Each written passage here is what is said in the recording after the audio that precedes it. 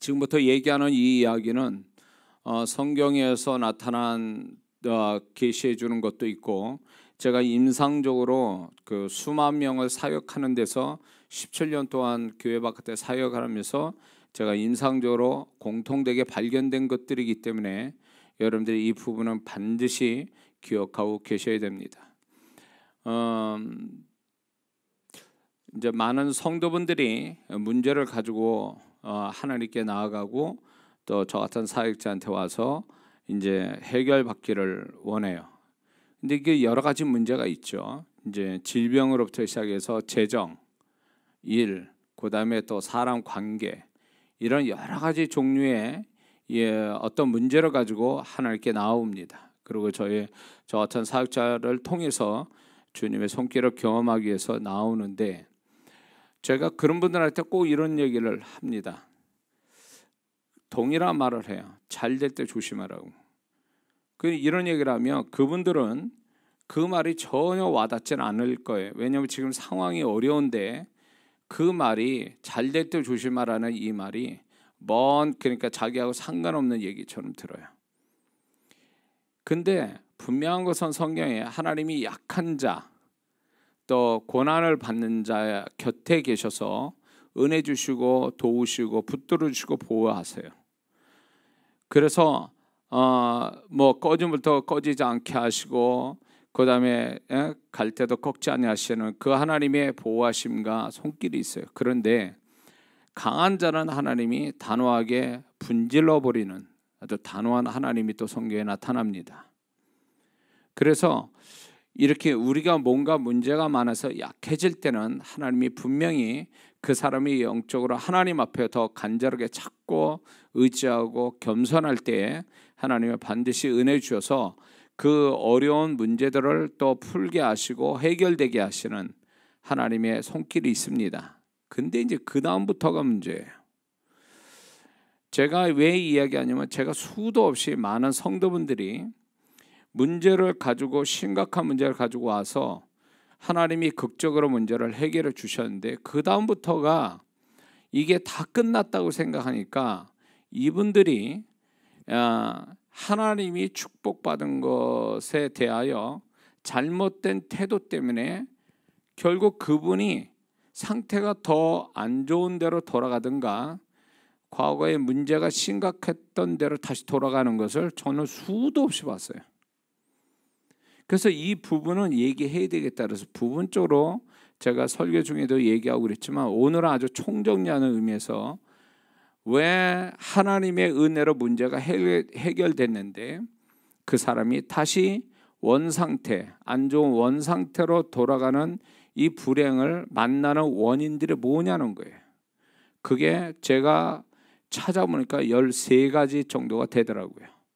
이 13가지 중에 하나가 걸리면 이 사람은 하나님 앞에 어마어마한 축복을 받아도 그 사람이 원래 안 좋았던 상태로 돌아가는 건 순식간에 돌아갈 수 있고, 또 문제는 뭐냐면 2번의 은혜를 못 받는다는 거예요. 다시 해결되는 2번의 은혜를 못 받는다는 거.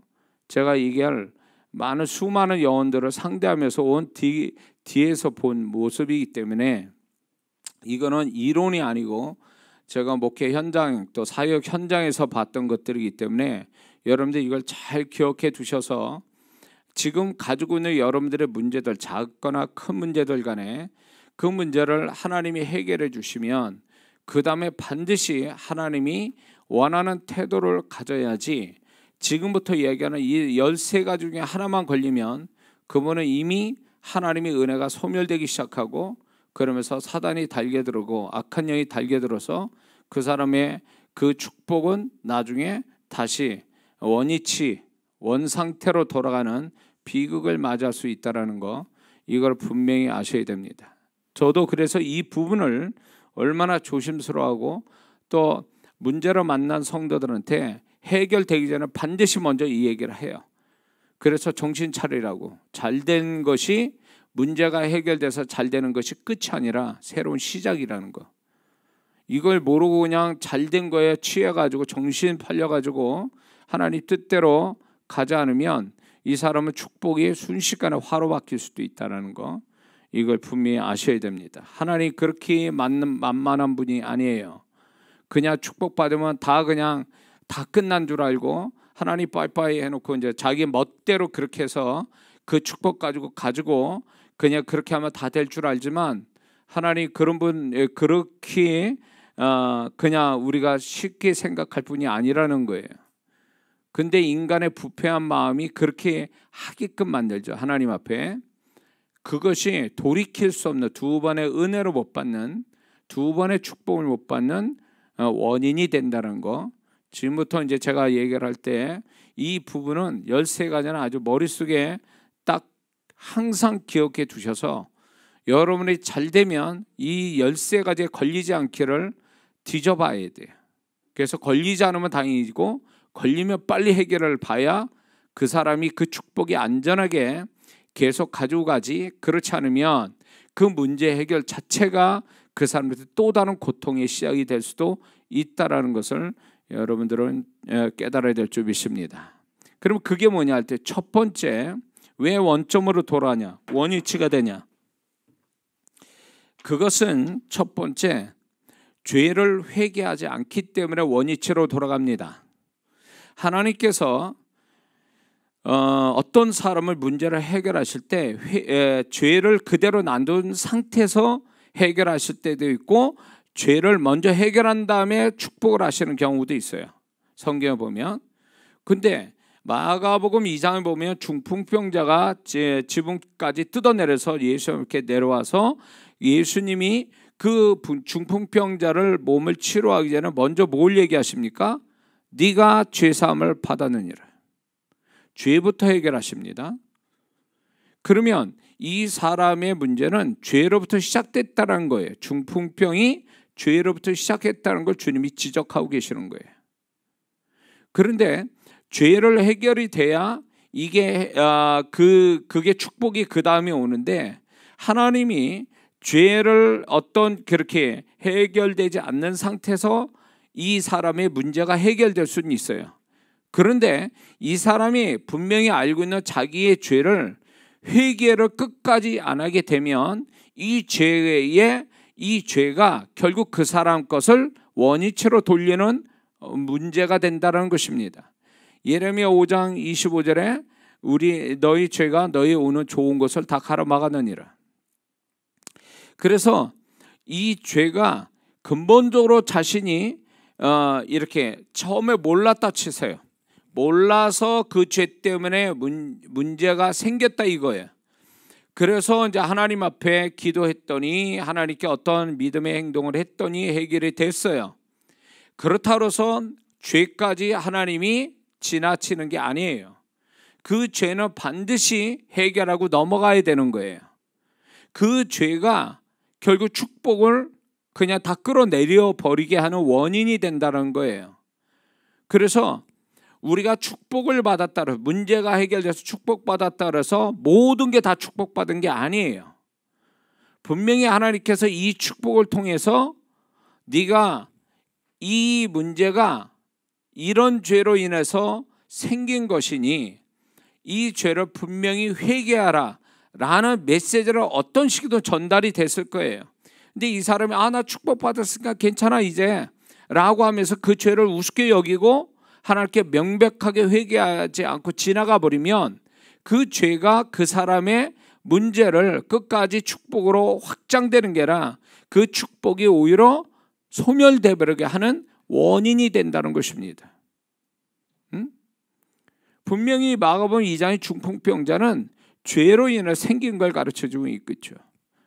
그래서 우리가 가지고 있는 여러 가지 문제가 죄로 인하여 발생이 되는 건데, 그 죄로 인하여 발생된 것을 본인이 모를 수도 있는 거예요. 그렇죠? 모를 수 있어요. 신앙이 어리거나 이러면 모를 수 있어요. 그런데 이 사람이 문제를 해결하기 위해서 하나님께 회개를 해서 그게 회개가 되면 다행이고, 그걸 몰라가지고 회개를 안 한 상태에서 축복받으면 반드시 뒤에라도 하나님이 회개시킨다는 거예요. 그걸 그때 회개를 안 하면 그 회개치 않는 죄가 원위치 시킨다. 이러한 것을 우리는 반드시 알아야 됩니다. 민수기 12장에 가보면 모세가 구스의 여자를 아내로 취할 때 그 누이 미리암이 그 모세를 비난하죠. 공개적으로 권위자를. 그래서 하나님께서 이 미리암이 문둥병에 걸리죠. 그것은 하나의 권위의 비난함, 권위를 이렇게 하나님만이 모세를 그 권위자를 다스릴 수 있는데 미리암이 그렇게 권위자를 그렇게 했을 때 비난했을 때 그 죄의 대가가 문둥병이라는 거죠. 그래서 모든 그 병이든 어떤 재정의 문제든 사람 문제든 일의 문제든 간에 죄 때문에 결정적으로 그게 문제가 발생되는 것들이 있기 때문에 우리 한국 사람은 그런 거는 잘해. 문제가 딱 생기면 회개부터 하려고 하는 거, 그건 잘하는 태도예요. 근데 문제가 딱 생겼는데도 회개 안 한다? 그러면 이 사람은 내가 볼 때 문제가 안 풀리거나 또 극적으로 하나님의 문제를 이 중풍병자처럼 고쳐 주실 수 있어요. 그러나 그 죄를 그냥 지나치지 않고 반드시 해결하고 지나가도록 하나님이 반드시 지적하신다는 거 잊지 말아야 됩니다. 그래서 죄를 회개해야 된다.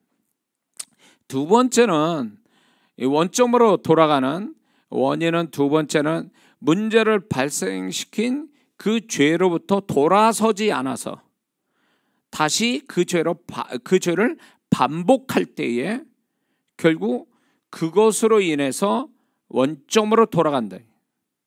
첫 번째 이야기는 회개를 안 한 거, 하나님께 고백해 자기 죄를 자백하지 않아서 문제고, 이거는 그 죄를 다시 반복할 때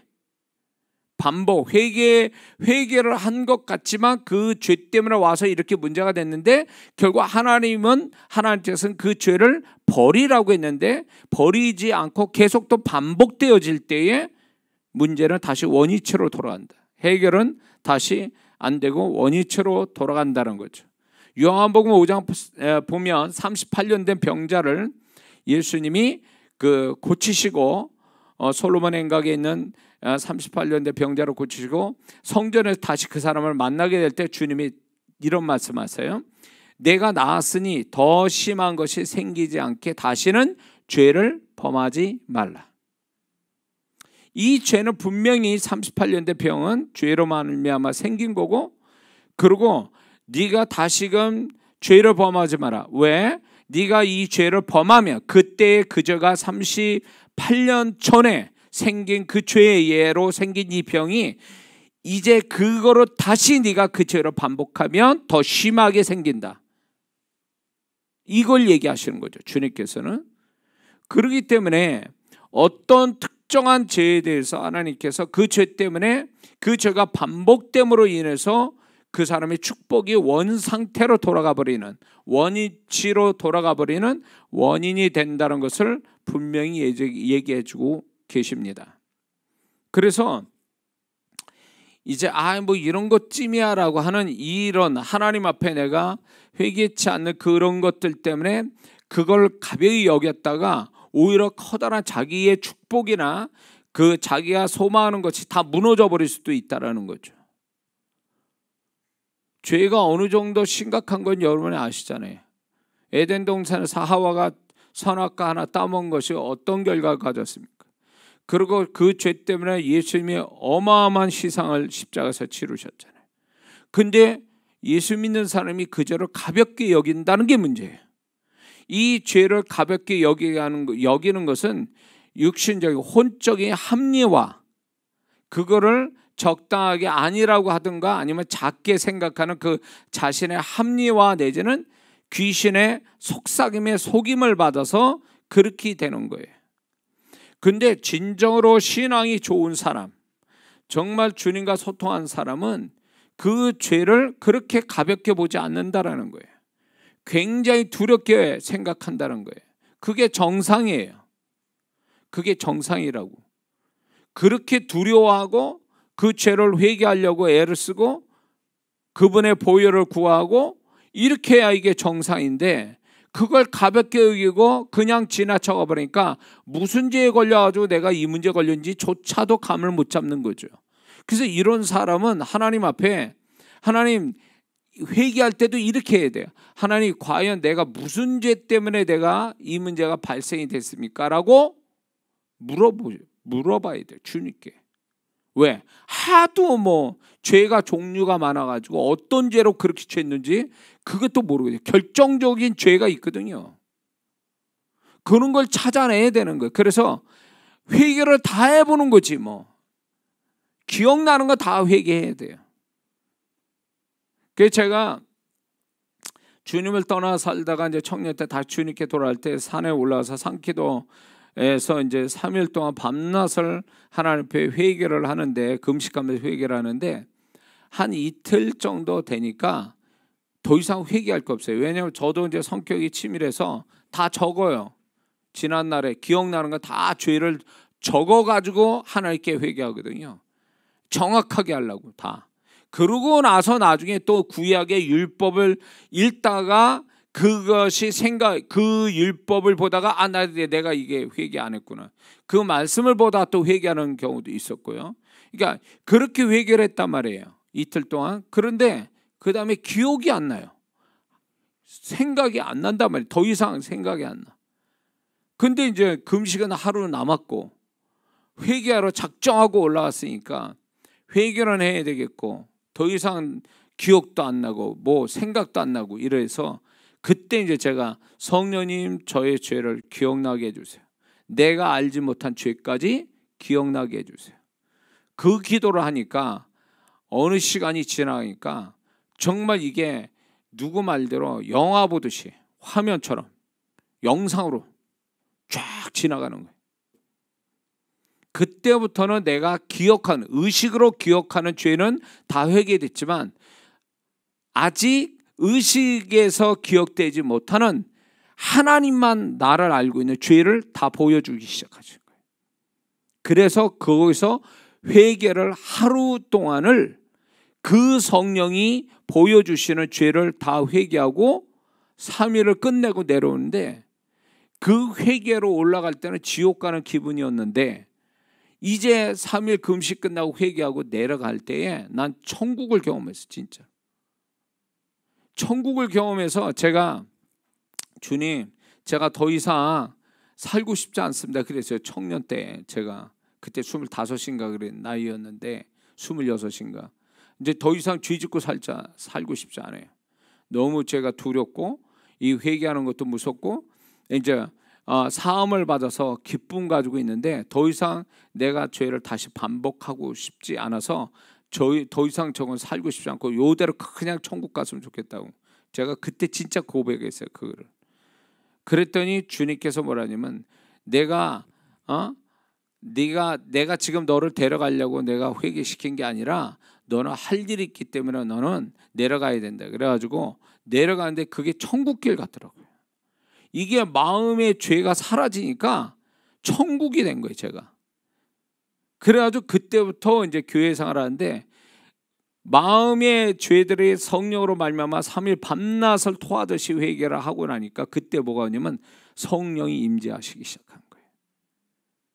성령이 저를 덮는데 기도 영이 오고 성령이 임재하는데 그게요 35년 전에는 그 성령이라는 그 단어부터 해서 성령의 임재나 현상이 아예 얘기도 안 할 때예요. 그때는 방언 외에는. 근데 저는 그 성령의 바람이나 불이나 임재 같은 걸 그때 느끼고 이제 교회에 들어가서 이제 그때 제 아내가 박 목사가 여자 청년이었을 때 그래가지고 우리 청년들하고 기도회를 만들어서 기도하고 그때 이제 제가 전도도 같이 하고 전도도 하고 미친 듯이 했어요. 그냥. 그러니까 성령이 임하시고 막 제가 이제 막 그 기도에 불이 붙고 막 이러니까 교회에 막 그런 제가 이제 모임을 갖고 막 시작을 했죠. 그렇게. 그래서 이렇게 이제 뭡니까? 회개하고 나니까 성령이 임하시더라 그거예요. 그러니까 사람이 완전히 달라지는 거죠. 생각도 달라지고 생활 패턴도 달라지고 다. 그러고 나서 그분이 저에게 여호와 이래. 그분이 내가 수고하지 않아도 그분이 준비한 것들을 만나기 시작하는 거죠. 제가 그때. 그때 제일 신나게 살았고, 그때 이제 제가 성령의 임재도 경험하면서 그 다음에 뭐가 왔냐면 진짜 살아계신 주님과의 소통이 그때부터 이루어지기 시작했어요. 주님의 마음이 부어지고 주님과 소통이 이루어지면서 이제 주님이 어떤 생각, 어떤 마음을 가지고 있는지 그때부터 알기 시작한 거예요, 제가. 그래서 그게 사역의 기본이 됐죠, 이제 주님과의 만남을. 그러니까 이게 출발이 뭐로부터 시작했냐면, 제가 회개하면서 이제 주님으로부터 이제 제가 가지고 있는 죄를 회개하면서 이런 일을 벌어지기 시작한 거죠. 그래서 우리가 문제가 생기는 것도 죄예요. 문제가 해결됐는데 다시 원위치에 돌아가는 것도 죄의 문제가 제일 큽니다. 그래서 이거를 반드시 찾아내야 돼요. 그리고 이제 또 얘기하겠지만 하여튼 그 나중에 다시 이야기하겠습니다. 그래서 일단은 그 죄를 회개하고 그 죄로부터 돌이키려는 것이 문제를 원점으로 돌리지 않게 되는 비결이라는 걸 알고 이거를 분명히 우리가 깨달아야 될 줄 믿습니다. 세 번째는요, 왜 문제가 해결됐는데 다시 원점으로 돌아가느냐? 충분한 하나님께 감사를 하지 않아서 생긴 거예요. 누가복음 17장에 10명의 문둥병을 주님께서 고치시면서 그 기다리고 계셨어요. 그러나 한 명만 사마리아인이 와서 예수님께 감사를 했을 때 주님께서 9명 어디 갔느냐 물으시고 다시금 그 한 명에게 이런 얘기했어요. 네가 믿음으로 너를 구원하였느니라. 이미 문둥병으로 고침받은 그 사람이, 믿음으로 고침받은 그 사람에게 다시 그 주님이 이 얘기를 하셨다는 얘기는 나머지 사람들은, 그 사람들은 다시 원위치, 문둥병에 다시 원위치했다는 걸 암시하고 있어요. 그래서 이게 충분한 감사가 되어지지 않으면, 제가 또 임상적으로 볼 때 하나님이 분명히 그렇게 하나님이 해주신 일이 분명하고 자기 본인 또 그렇게 말하면서 하나님 앞에 감사로 매듭을 짓지 않고 아주 껄쩍지근하게 끝나는 사람이 있어요. 그거를 그런 사람은 반드시 원위치로 돌아갑니다. 그래서 제가 이거를 그렇게 아주 어떻게 보면 하나님께 얄밉도록 그렇게 하는 거죠. 죽어라, 그 뭡니까? 하나님이 그 사람의 불쌍히 여겨서 이제 문제를 해결했더니 언제 내가 그랬냐? 내가 그러고 하나님의 고마움 없이 그냥 감사하지도 않고 이렇게 그냥 지나가는 사람들이 있어요.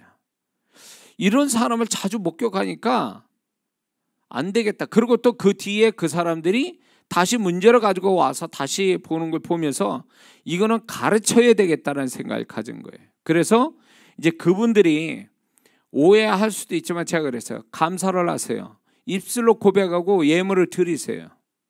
그래야 하나님이 그 감사를 도장 찍어 주신대. 하나님께서 그 감사를 정말로 맞다라고 이렇게 더 이상 그 문제가 다시 발생되지 않게 하나님께서 감사로 도장 찍어줘서 그 문제가 더 발생되지 않게 하신다라는 거예요. 근데 감사를 안 하니까 이 문제가 사단이 치고 돌아서 다시 문제를 또 만들어 가지고 다시 골머리에 썩는 사람들을 봤단 말이에요. 그래서 하나님이 하신 일에 대해서 감사를 반드시 해야 된다. 해두고만 안 해두고만이라 반드시 해야 된다. 입술로든 또 예물로든 그걸 해야 된다고 가르치는 거예요. 하나님께서 제가 무엇인가 하나님이 저에게 제가 스스로 하나님 앞에 1대1로 기도하는 가운데 제가 뭔가를 하나님께 약속을 했어요. 그랬더니 주님께서 그거를 기쁘게 받으셨는데 이렇게 얘기하세요. 내가 네 마음을 안다. 그리고 네가 그렇게 고백한 걸 내가 믿는다. 이렇게 말씀하시면서도 네가 그걸 감사로 확증해라. 감사로 내게 확실하게 해라. 이렇게 말씀해요. 그래서 그 음성 듣고 그 주간에 제가 교회에다가 감사헌금을 드리면서 그 일에 대해서 하나님이 영광을 받으셨다. 이 부분에 대해서 내 감사를 받으셨다라는 걸 제가 주님으로부터 확증을 받았단 말이에요. 그런 부분에.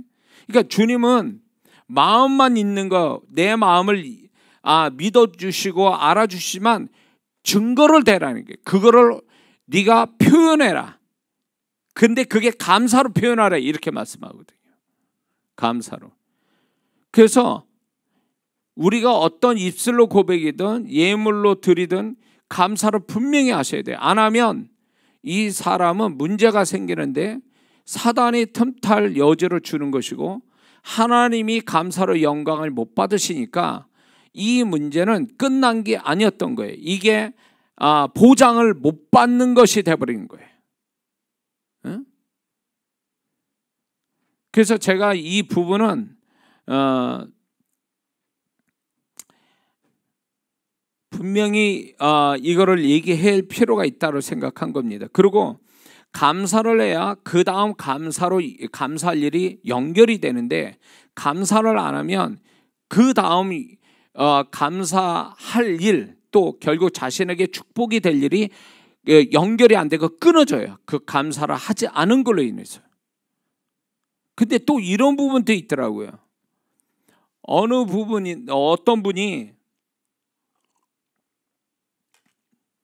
주님 앞에 엄청난 축복을 받았어요. 그분이 수고하지 않은, 생각지도 않은 엄청난 축복을 받았는데, 이분이 분명히 이런 축복 받은 것만큼 하나님께 감사 예물을 드려야 되는데, 이 사람이 이분이 드려야 되는데 라고 생각을 하고 있었어요. 그래가지고 그분을 놓고 생각이 나서 기도하고 있었더니, 이분이 뭘 하고 있냐면 감사를 계산하고 있어요. 하나님께 드릴 예물에 대해서 하지 않았어요, 아직. 근데 계산하고 있더라고.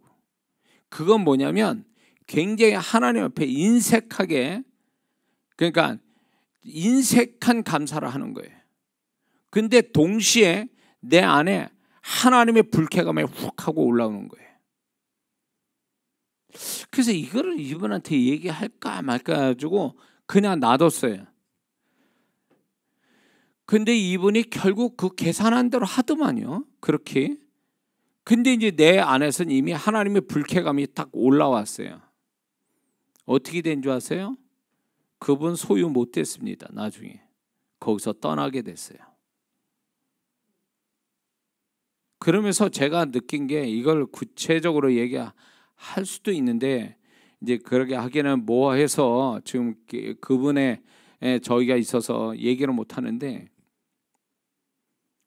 그때 내가 무슨 생각이냐면, 그럼 차라리 그분이 그런 생각했을 때 내가 오해받더라도 이 얘기를 해줬어야 되는 거 아닌가, 이런 생각을 가진 거예요.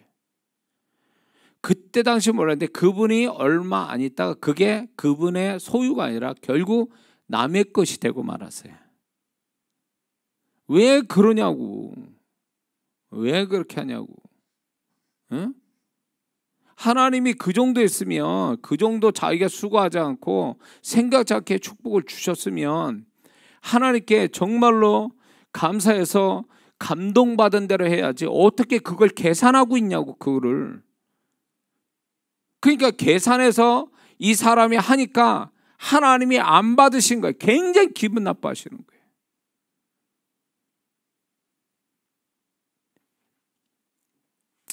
우리 성도든 집회든 제가 딱 헌금 잡아보면 알아요. 이 사람 심령을. 그러니 주님은 얼마나 잘 아시겠어요. 하나님은 그 마음을 다 읽고 계시는데, 이 사람은 하나님을 사랑하거나 그분을 신뢰하거나 이런 마음에서 하나님께 하는 게 아니라 계산하고 하는 거예요. 그러니까 이 계산한다는 게 뭐냐면 억지로, 형식으로, 인색하게 하는 거예요. 그걸 얘기하는 거예요. 그 하나님이 벌써 드리기 전부터 불쾌하게 여기시는 거예요. 그 마음을 보시고. 그 사람은 그건 드리면 뭐가 되냐? 아나니아 삽비라 짝나는 거예요. 하나님을 기쁘게 아니라 오히려 화를 입는 예물이 되어버려요. 그거는. 그러니까 여러분들이 하나님 옆에 예물 드릴 때 잘 생각하셔야 돼요. 그 예물 드릴 때 마음이 준비 안 되고 마음이 벌써 사람 대하듯 해버리면 그 예물 드리지 마세요. 그러다가 오히려 축복도 안 돼요. 아나니아 삽비라가 그렇게 죽을 이유가 뭐 있어요? 부부가 뭐 때문에 그렇게 된 거예요? 그 마음이 순수하지 못한 거잖아요. 마음의 중심 벌써 잘못됐잖아요. 거짓말이 결정적이었지만 그 거짓말을 하게 된 그 마음의 배경이 뭐겠어요? 그러니까 하나님은 우리가 봤을 때 액수의 문제가 아니라 마음의 문제인데 그 마음을 바뀌고 하는 때 마음부터 이미 틀려먹었다 그거예요. 그래서 저도 하나님께 헌신할 때요, 뭔가 마음이 캥기고 기쁘고 감사함으로 하는 게 아니면 스톱을 걸어요. 저도 안 해요. 이게 내 마음이 정말 하나님이 기뻐할 마음이 될 때까지 안 해요. 돼야 드리는 거지. 그게 무슨 뭐. 그러니까 심지어는 이런 게 있어요. 어느 분이, 제가 간 적은 몇 번 했지만 지금 또 그래요. 제가 이제 사역하면 헌금 사역을 하는데 보면은 어느 어머니가 딸을 위해서 헌금을 했는데 그 딸 이름 써가지고 헌금했는데 내가 헌금 사역해 보니까 이게 젊은 사람 사역이 아니라 나이 먹은 사람을 사역하고 있더라고. 그래서 이게 누구냐, 이 이름이 누구냐. 그러니까 그분이 딸이라고 얘기하는 거예요. 그러니까 하나님은요, 딸에 대한 간절한 마음으로 드린 어머니를 사역해 주고 계시는 거예요. 딸은 싫다고 그러는 거지. 딸은 왜 엄마한테 뭐 인상 쓰면 왜 헌금하냐고 막 이렇게. 그러니까 하나님은 그 딸을 관심도 없어. 뭔가 은혜나 축복을 줄 마음이 없는 거예요. 왜? 그 심령 자체가 벌써 그러니까 하나님이 그 사람이, 그 어머니가 간절하게 딸을 위한 그 마음을 하나님이 봐주셔서 어머니를 축복해 주고 계시는 거예요. 그 정도라고요. 그게 어떻게 그렇게 마음 없이 하냐고, 하나님 앞에. 좀 있으면 우리가 추수감사절인데 제가 우리 성도분한테 하는 게 있어요. 추수감사절 1년을 정리하는데 뭐가 하나님께 정리가 되고 열매 맺고 감사한지를 적으라고 그랬어요. 적어가지고 헌금과 같이 드리라고 그랬어요. 왜 그렇게 왜 그렇게 했냐면 제가요, 감사헌금을 무슨 어디 축의금이나 뭐 부의금 주듯이 하고 있어요. 하나님 앞에. 추수감사절에 뭐 감사도 없는데 헌금하고 있어. 감사는 하나도 없는데 그 예물이 하나님이 받으시겠냐고, 그 예물을. 에? 감사가 없는 감사 예물이 무슨 그게 예물이에요, 그게. 에? 그래서 감사할 게 없으면 감사하지 말라는 거예요. 예물을 드리지 말라는 거예요. 왜? 마음도 없고 감사도 없는데 그걸 감사헌금이라고 드리는 그 자체가, 그거는 벌써 하나님을 기분 나쁘게 하는 거고, 그건 잘못된 태도지 벌써.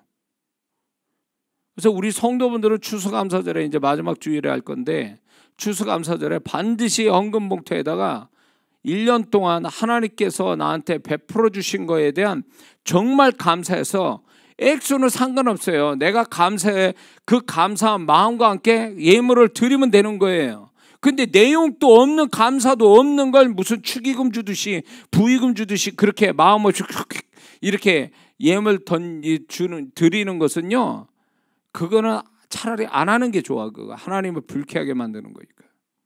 마음이 빠지면 이미 그 예물은 축복되지 못해요. 주인 없는 예물이에요. 응? 그러니까 하나님을 우습게 하는 거예요. 그게 사람 대하듯 하는 거예요. 그게 그렇게 하면 안 돼요. 그래서 하나님 앞에 감사가 분명해야 됩니다. 그 감사는. 그래야 그 다음 감사로 이어지고, 그래야 사단의 역사가 그거 가지고 장난질 못하고 하나님이 그 축복을 유지해주고 보호해 주시는 거예요. 근데 그거를 안 한다? 감사를 안 한다? 그러면 이제 그때부터 이제 그다음부터 문제가 발생하는 거예요. 그 다음부터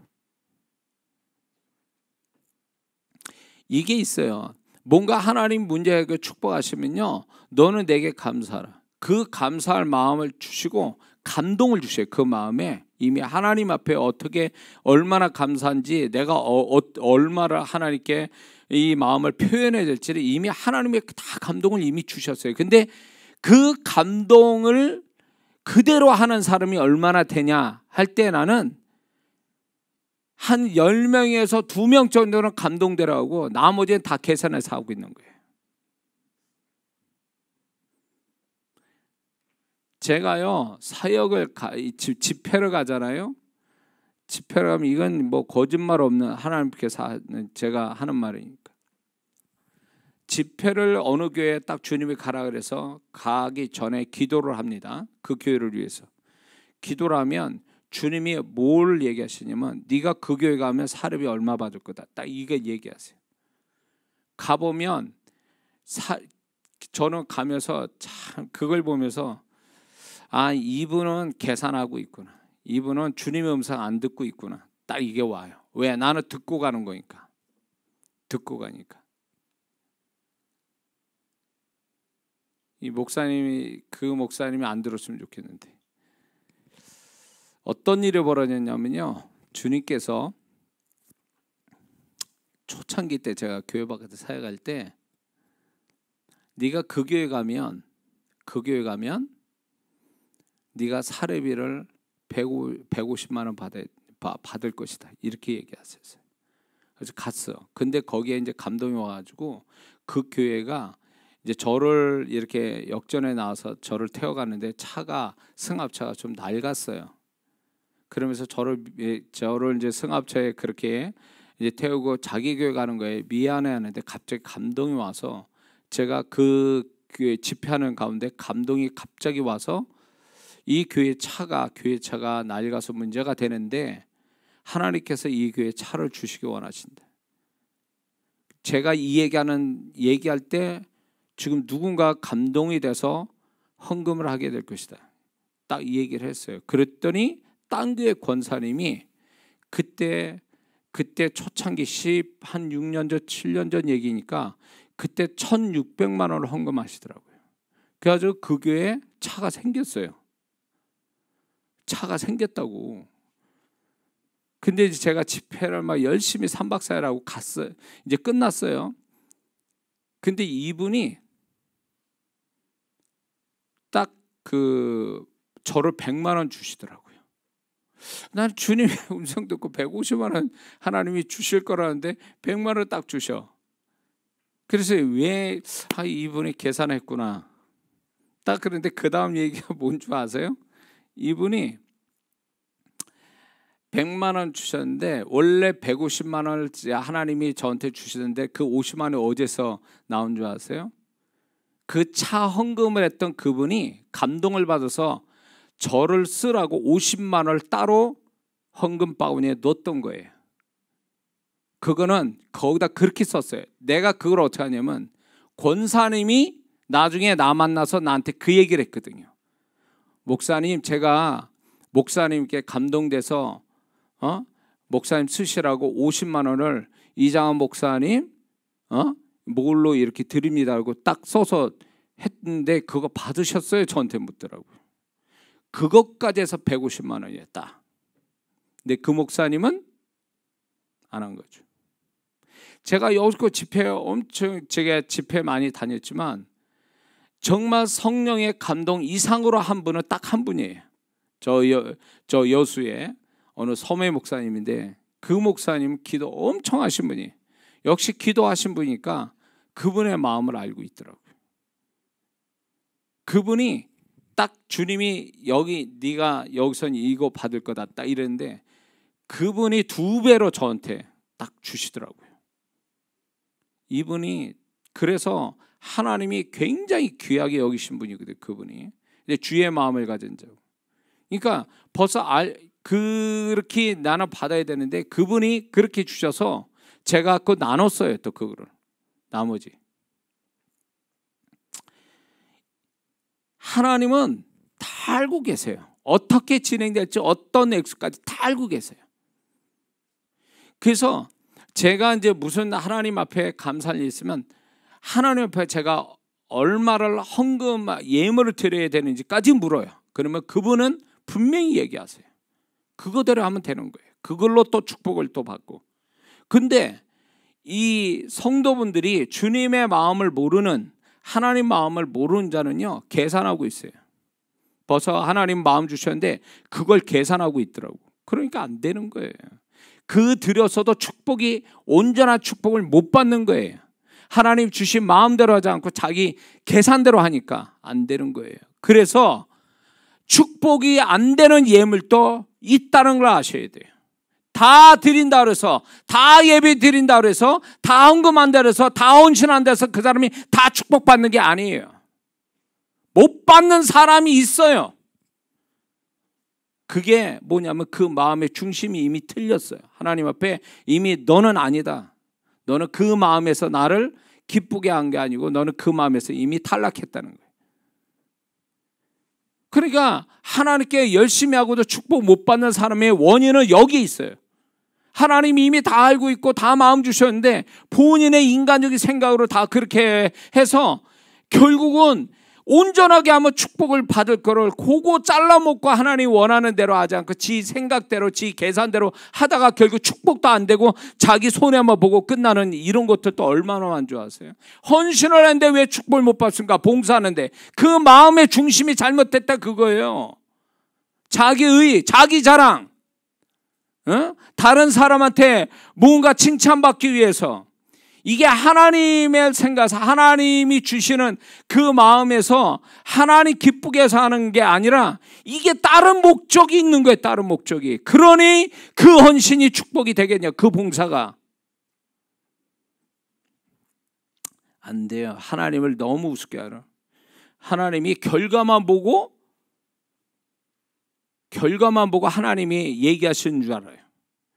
잘 들으세요. 하나님은 결과로 얘기하시는 게 아니라 과정을 가지고 말씀하시는 분이에요. 과정.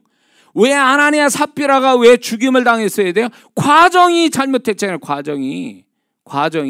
왜 구약에 하나님이 개 같은 자의 예물은 하나님께 가져오지 마라, 이는 가증한 것이라 왜 그렇게 말씀합니까? 과정이 더럽기 때문에 그런 거예요. 과정을 안 따져보는 거예요. 과정을 통해서 하나님께 기쁨을 드리고 감동을 드려야 되는 건데, 과정은 지 멋대로 막 엉망진창 하나님 기분 나쁘게 만들고 결과만 가지고 하나님 앞에 그거를 축복해 달라고 하니 하나님이 그걸 축복하시겠냔 말이에요. 잘 들으세요. 결과는 의미가 없어요. 과정을 가지고 하나님이 그거 가지고 계산하시니까. 제가 주일학교 그 전도사로 있을 때 애들 주일학교부터 해서 청소년 아이들 예배 드릴 때 너희들 절대로 교회 와서 헌금 주머니 꺼내가지고 헌금 시간에 주머니 뒤져가지고 헌금하려고 하지 말아요. 하나님 기분 나쁘게 하지 마라. 하나님 거지냐? 주일학교 애들한테도요. 그때 그러니까 34년 그때 제가 33년 그 전도사 할 때요. 하나님 앞에 동전 드리지 마라. 거지냐? 동전 드릴 것 같으면 돈 모아서 1,000원짜리를 드려. 청소년한테 너희들 헌금 드릴 때 미리 집에서 나오기 전에 봐서 헌금을 성경책에 넣고 가져와라. 헌금 시간에 주머니 뒤지고 지갑 뒤지고 그러지 마라. 그래서 제가 그 교회 그렇게 해서 바꿔놨어요. 애들을. 그건 하나님에 대한 태도예요. 하나님에 대한 정말 하나님 기뻐하는 태도로 가야 되는데 그 태도가 불량하니까 하나님이 기분 나빠하시고 불량하니까 하나님 축복도 안 오는 거예요.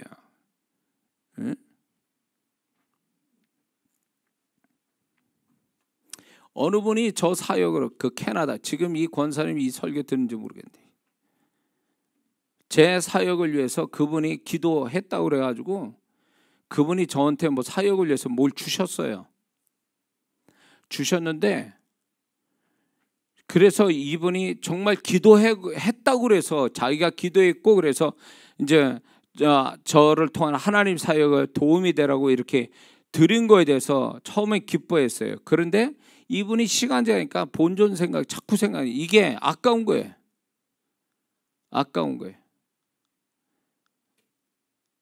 그래가지고 아까우면서 말을 자꾸 이렇게 말이 많아지더라고요. 근데 이제 이분은 내가 그분 심령을 보고 있다는 걸 모르는 거예요. 딱 아깝구나, 주기 싫구나, 하나님의 자기가 그렇게 축복받고도 이렇게 하는 게 아깝구나. 그래서 이분은 다시 돌려받고 싶은 마음에 빙빙 말을 돌렸던 거죠. 그래서 제가 다시 그분한테 돌려줬어요.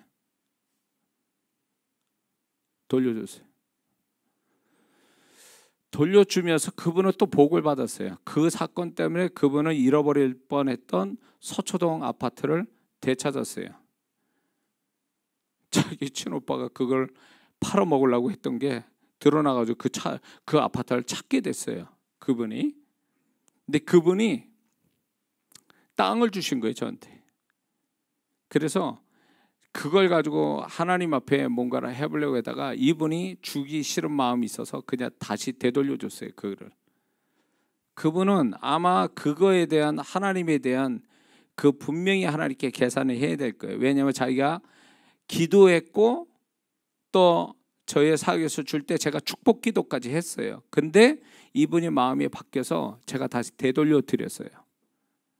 그래서 이분은 아마 평생 그게 목구멍에 가시처럼 남아있을 거예요. 누군가 그거는 어디서든 하나님께 토해내야 될 거예요. 본인이 그렇게 했기 때문에 하기로 했으니까.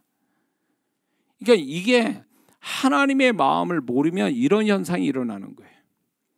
그래서 무엇을 하든 간에 하나님의 마음을 감동시키고 기뻐하시는 그 마음을 가지고 뭘 해야지. 그게 아니라 하나님은 아무것도 모른 채 모르는 거, 그래서 결과만 가지고 판단해 주실 거라고 생각하는 인간적인 이 생각을 가지고 하나님 앞에 나오는 사람은 위험한 사람이에요. 그 사람은 잘못 알고 있는 거예요. 그러니까 해도 아무런 하나님의 은혜도 축복도 음성도 안 나오는 거예요. 그런 사람은요. 예? 그게 뭐예요? 그게 신앙이에요? 그게 사람을 위한 신앙이지 그게 하나님을 위한 신앙이냐고. 예? 이상하다. 여기 우리 성도분들은, 여기 듣는 분들은, 적어도 제 설교 듣는 분들은 그런 분이 없는데 왜 이런 얘기하는지 모르겠네. 자, 5번째. 왜 문제 해결받고도 다시 네 번째. 왜 원점으로 돌아가냐? 하나님을 높이지 않아서. 하나님이 하신 일을 간증하고 다른 사람에게 알려서 그걸 간증해서 하나님을 높여야 되는데, 하나님께 영광을 돌려야 되는데 그러지 않는 거예요. 입 싹 닫고 조용히 있는 거죠. 그래서 제가 댓글을 달으라는 얘기가 그 얘기예요. 왜 하나님이 하신 일을, 제가 성령께서 뭘 하신 줄 알아요? 축복받은 자들이 아무 소리 안 한다는 거예요. 이 사역 지금 이걸로 통해서 축복을 받은 사람인데 아무 얘기 안 한다는 거예요. 난 그분한테 얘기합니다. 그래서 어느 분은요, 제가 이렇게 하니까 정말 참 굉장히 심령이 좋으신 분인데 자기는 댓글을 달 줄은 모른대. 그래가지고 직접 박 목사한테 전화를 해가지고 간증을 하더라고요. 그걸 우리 단톡상에 보셨죠? 그분은 이걸 댓글을 달 줄 몰라가지고 뭐 하나님께 이거는 이렇게 간증해서 하나님을 높여야 된다, 영광 돌려야 된다니까 댓글은 달지 모르겠고 그거는 해야 되겠고 하나님을 높여야 되겠고, 그러니까 전화를 해가지고 아예 그 얘기를 한 거예요. 그렇게. 그런 분 또 계세요. 근데 이 여기에 참여한 분 중에 축복 받았는데도 아무 소리 안 하고 그냥 나가는 분들이 계세요. 하셔야 됩니다. 하나님을 높이셔야 돼요. 자, 여기서 안 하시더라도 누군가한테는 간증해서 하나님을 높이셔야 돼요. 그래야 하나님 영광 받으셔야 그 축복이 온전해지는 거예요. 근데 입 싹 닫고 조용히 있으면 그건 잘하는 게 아니에요. 그거 잘못하고 있는 거예요. 그거. 자, 5번째. 왜 원점으로 돌아가는가? 귀신 역사가 재발해서 그래요. 자, 귀신으로 인해서, 귀신 역사로 인해서 병이나 문제가 생길 수 있어요. 여러 가지 문제가. 그러면 이 귀신을 쫓아내서 뭔가 이렇게 문제가 해결되면 좋은데, 그거를 쫓아내지 않는 상태에서 문제가 해결되면, 어쩌다 문제 생기면 그거를 귀신을 마지막으로 쫓아내지 않으면 다시 그게 작용을 해서 귀신 역사가 다시 나타나게 되는 거죠. 그래서 악한 영에 의해서 문제가 발생이 됐는데 하나님이 주권적으로 뭔가 해결이 됐어요. 그런데 그 귀신이 일시적으로 떠나갈 수는 있어요. 그런데 그것이 더 이상 역사하지 못하게 딱 영적으로 막아야 되는데 막지 못하면 다시 그것들이 들어와서 또 과거와 같이 그런 문제를 일으켜요. 그래서 문제가 이게 악한 영에 의해서 발생이 됐다면 그게 왜 왔는지 이거를 완전히 떠나갈 때까지 죽기를 하고 있어야 되는데 이 작업을 하지 않아서 계속 괴로움을 당하는 거예요. 악한 영에 의해서. 하나님이 그렇게 하는 게 아닌데 하나님이 그렇게 한다고 생각하는 사람도 있단 말이에요. 응?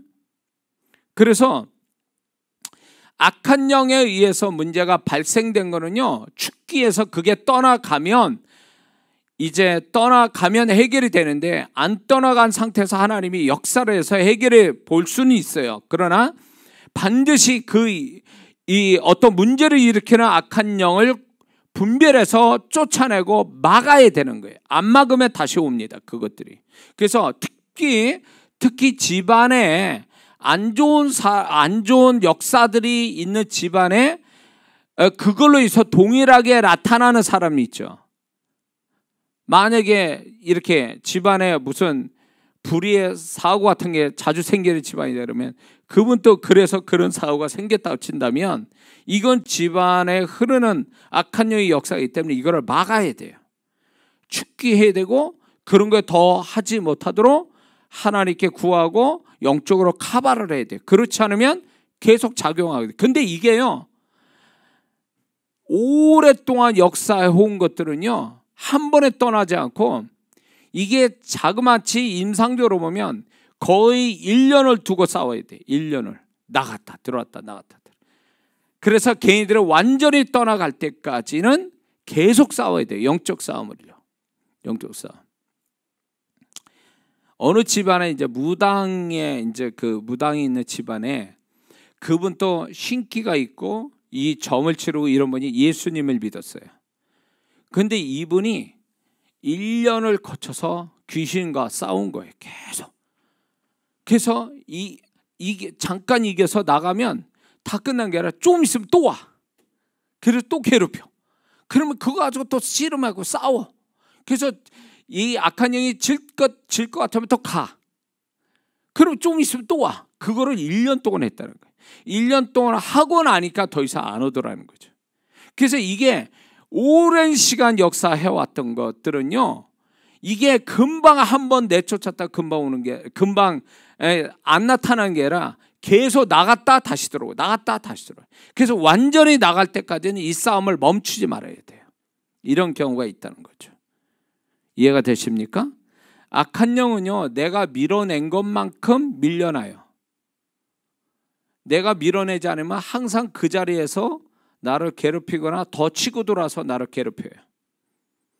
그래서 무조건 여러분들이 이게 공식처럼 여겨야 될 게, 안 좋은 일이 딱 생긴다? 그러면 죽기부터 하세요. 일단은 죽기부터 하세요. 왜? 악한 영이 역사할 가능성은 상당히 높거든요. 그러니까 일단 죽기부터 하는 거예요. 그렇게 하는 게 유리하다, 이렇게 말씀을 드립니다. 그래서 귀신 역사가 재발해서 이런 현상이 온다. 자, 그런 다음에 6번째는 왜 원점으로 돌아가느냐, 문제 해결돼. 조심스럽게 행동하지 않은 데서 원점으로 돌아갑니다. 예를 들면 이런 겁니다. 특히 병, 이렇게 어떤 사람이 예를 들어서 소화기관에 문제가 생겼어요. 근데 기도받고 소화기관이 났어요. 상태가 좋아졌어요. 그렇다고 해서 이 사람이 소화기가 났다고 건강한 사람처럼 막 먹어대면 어떻게 됩니까? 그거 병 재발합니다. 아무리 하나님이 치료를 하셨다 해도 연약한 상태로 치료되는 수가 있어요. 그러면 만약에 소화기관이 치유받았으면 조심스럽게 먹어야 돼요.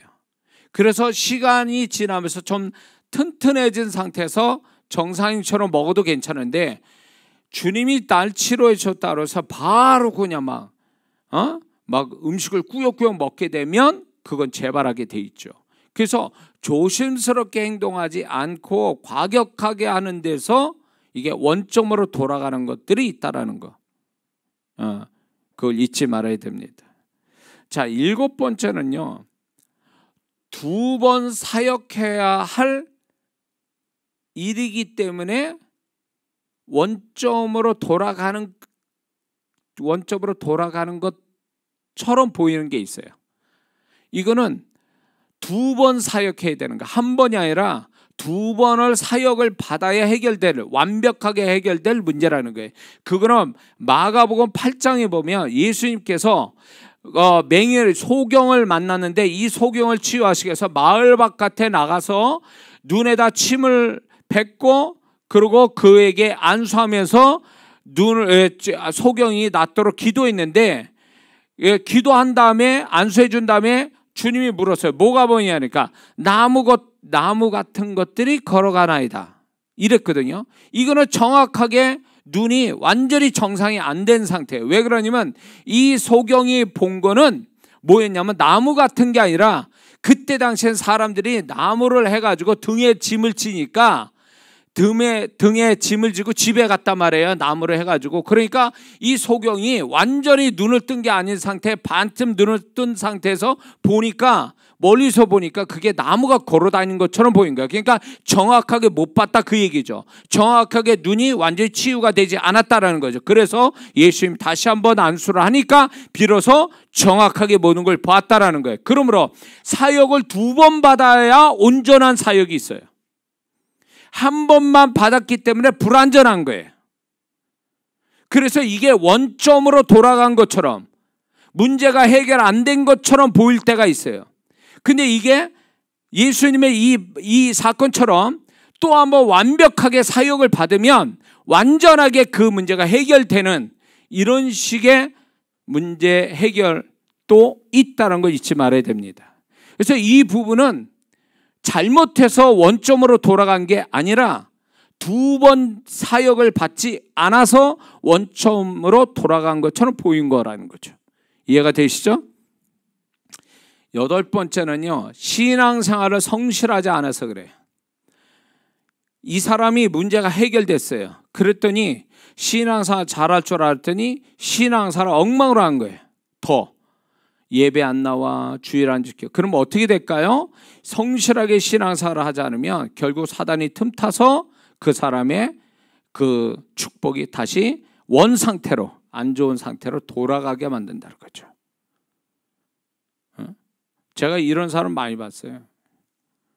그래서 전화 사역을 안 해주는 이유가 거기 있어요.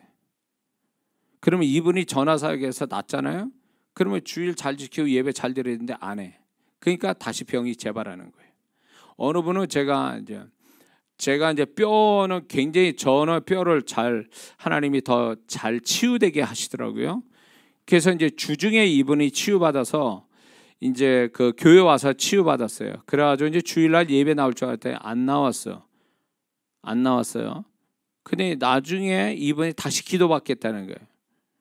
왜 그러니까 그게 재발됐다는 거예요. 그때 주님이 뭐라 말씀하면 주일을 안 지킨다는 거예요.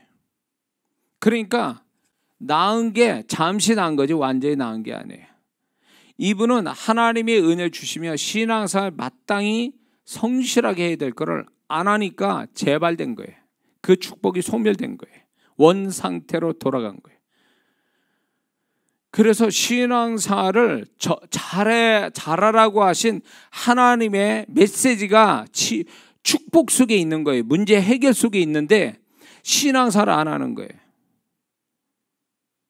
저 어느 분 어디 간증, 저 목사님 간증을 이제 제가 읽은 게 있는데 그건 실화예요. 그 목사님이 간증한 거니까. 이분이 사업을 하다가 안 됐어요. 그러다가 이제 뭐 목사님도 기도해주고 막 열심히 해서 이분이 사업이 잘 됐어요. 잘 됐는데 이분이 그때부터 주일을 자꾸 빠지더라는 거예요. 그래서 집사님 주일 지키셔야 됩니다. 그러니까 그 사업하는 사람과 뭐 골프를 치기 때문에 제가 어쩔 수 없이 빠집니다. 이렇게 얘기를 했다는 거예요. 그렇게 돼서 어떻게 됐을까요? 그분은 졸지에 돌아가셨어요. 졸지에. 이게요, 하나님을 너무 우습게 알아서 그래요. 하나님이 그 정도 축복하시면 하나님께 세상 사람도 그렇게 하네. 자기를 도와주고 한 이런 사람을 몰라라 하지 않거든요. 그만한 또 그렇게 그 사람을 섬겨주고 또 잘해주고 그러잖아요. 그게 정의, 의리잖아요. 근데 예수 믿는 사람은 가까이 그런 게 있어요. 의리도 정도 없어요. 그냥 하나님이 축복했는데 입 싹 닫고 그냥 언제 그랬냐 식으로 그냥 자기 멋대로 하는 사람이 있어요. 하나님께 보답할 마음이 없는 게 그 기본적인 신앙생활조차도 안 지킨 사람이 있어요. 그 하나님을 너무 우습게 하는 거예요. 그러니까 결국은 그것이 그 사람 축복을 스스로 이제 소멸시키는 원인이 되는 거죠. 핑계와 변명을 대는 거 위험합니다. 하나님께 문제 해결받고 나서 마땅히 해야 될 신앙생활을 핑계와 변명되고 안 하면 그거는 이제 서서히 그 사람은 축복이 소멸될 시간이 온 거예요. 하나님이 축복을 주시면 이런 메시지예요. 네가 더 열심히 해라. 신앙생활 열심히 해라. 그건데 안 한단 말이에요. 그러면 이제 결국 하나님은 그런 의미에서 축복하는데 그거를 걷어내시죠. 9번째, 하나님이 원하시는 어떤 태도를 하나님이 정하신 기한을 넘기고 안 할 때 이 축복이 다시 원점으로 돌아갑니다. 이게 뭐냐면 이런 거예요. 이 사람이 이걸 하나님이 축복해 주셨으니까 이 사람이 이걸 꼭 하나님이 원하는 어떤 태도를 요구하는 게 있어요. 태도를 요구하는 게 있어요. 어떤 태도를. 근데 그거를 이 사람이 미적대고 안 하는 거지. 핑계대고 안 하고 넘기는 거예요. 그렇게 되면 축복이 원상태로 돌아가요.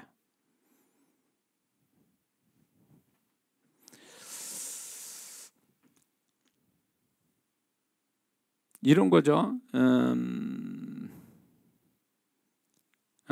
하나님께서 그 사람 축복을 주시면 이 사람에게 이 사람은 반드시 요구는 해야 된다라고 가르쳐 준 게 있는데 아예 안 하는 거죠. 기한을 넘겨서 나중에는 하긴 하는데 기한을 넘겼기 때문에 축복이 되지 못하는 이런 모습들이 있다는 겁니다.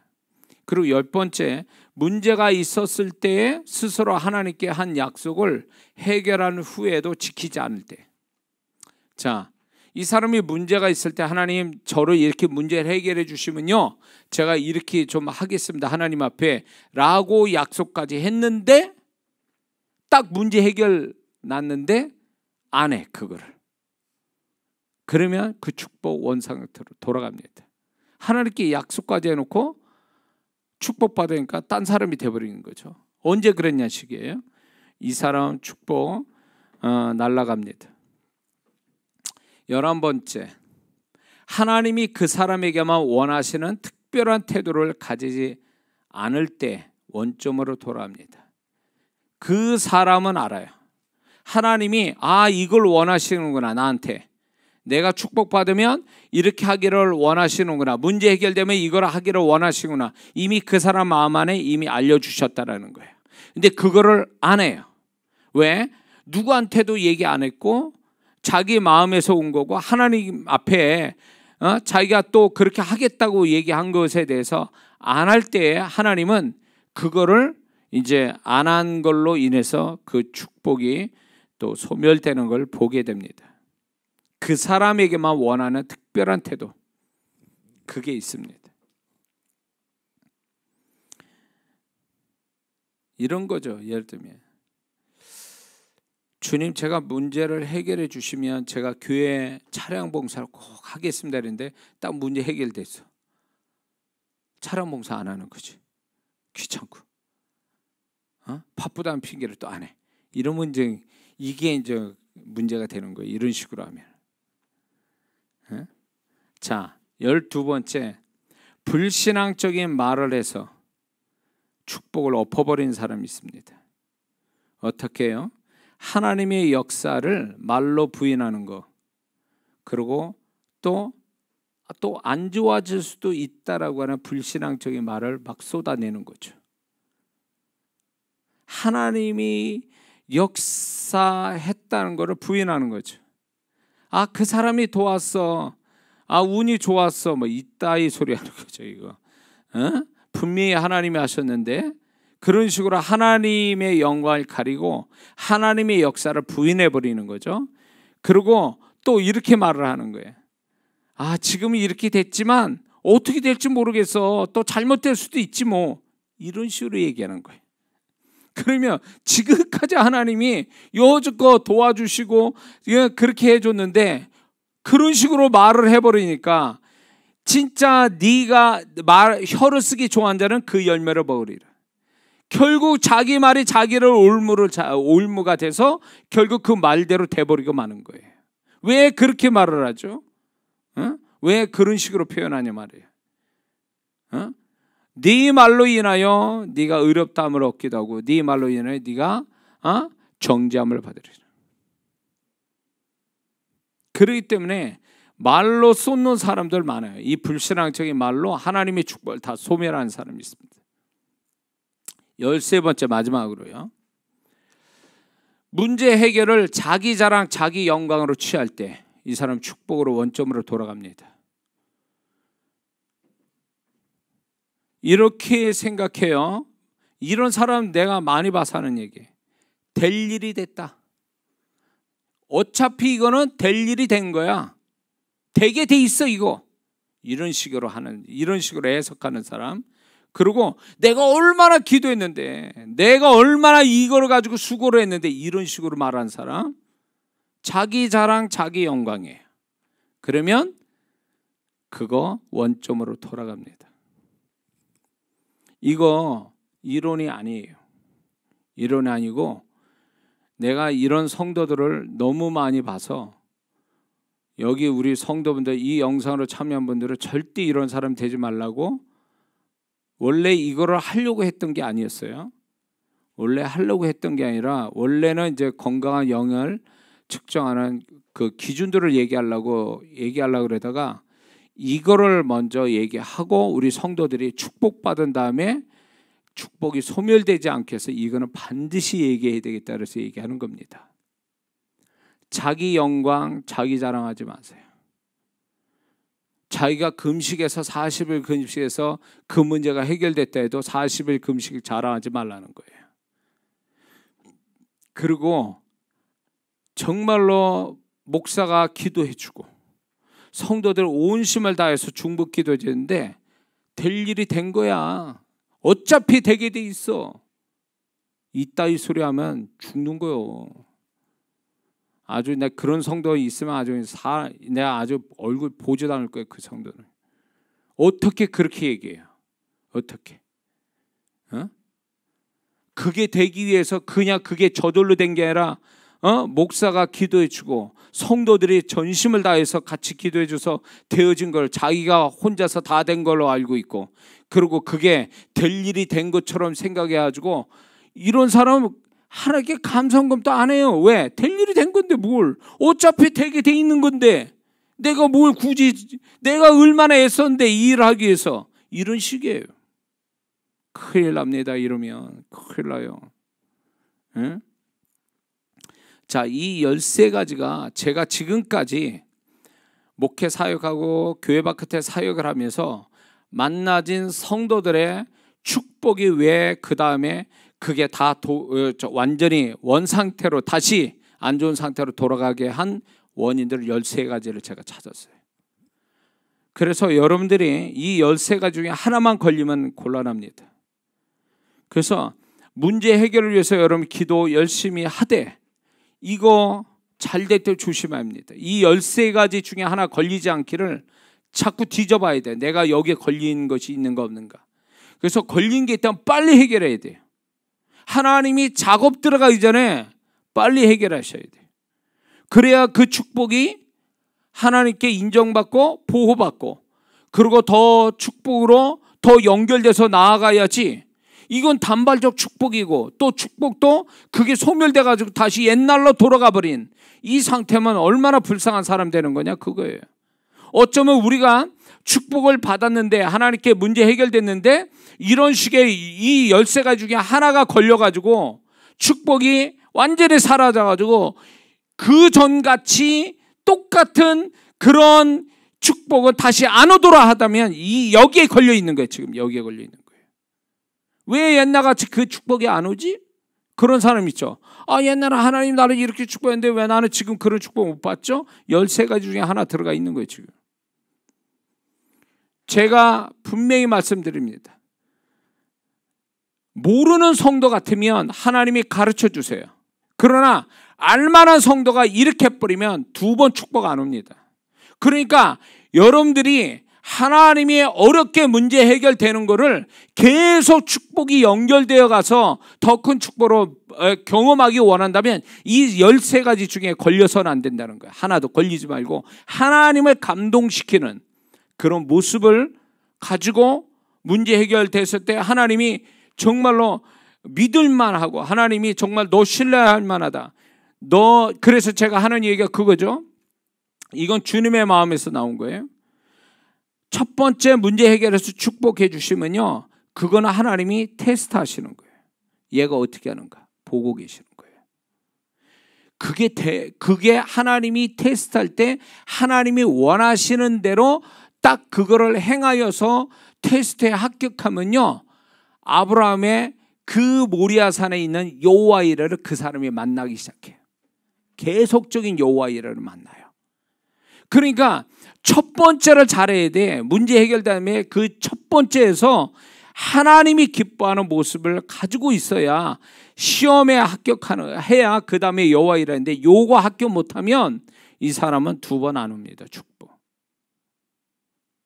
이거는 여러분에게 협박하는 게 아니라 저에게도 제 삶에서 제가 이걸 원칙 삼고 있는 거고, 성도분들에게서 이걸 너무 많이 봤기 때문에 제가 여러분만큼 이러지 말고, 계속 하나님은요 이런 게 있어요. 축복을 연결해 가기를 원하세요. 더 점점점 연결시켜서 그 축복이 더 확장되기를 원하세요. 그래서 하나님이 얼마나 좋으신 분이고 우리를 어디까지 축복하시는지 보자 말이지. 그런 마음, 하나님이 우리에게 그런 마음을 부어주시는 분인데 단발적으로 축복 끝나고 그 단발적 축복이 소멸되면서 옛날로 다시 돌아가. 원위치. 이게 얼마나 비극적인 거냐 말이에요 이게. 응? 그러지 말자는 거죠. 적어도 여기에 참여하는 분들, 우리 제 설교를 듣고 은혜 받고 축복을, 문제를 가지고 또 축복되기 원하는 성도분들은 이걸 잘 깨달아서 더욱더 문제 해결이 되고 축복도 더 많아지는 성도가 되게 주의 이름으로 축원합니다. 기도하겠습니다. 이 시간 우리가 이제 세 파트로 기도합니다. 첫 번째, 회개, 감사, 축기, 이 세 가지를 자신의 것을 위해서 기도합니다. 그럴 때 믿음의 상사라면서 기도하세요. 그래서 회개할 때 사라지는 거, 감사할 때 하나님이 기뻐하시는 거, 또 축기할 때 그 영들이 떠나가는 것을 상상하면서 이 시간에 정확하게 하나 하더라도 정확하게 하는 게 중요합니다. 그러므로 생각이 떠올리면서 이 시간에 우리 회개, 감사, 축기 기도합니다. 주여 지고 기도합니다. 주여 르샤르베르베르베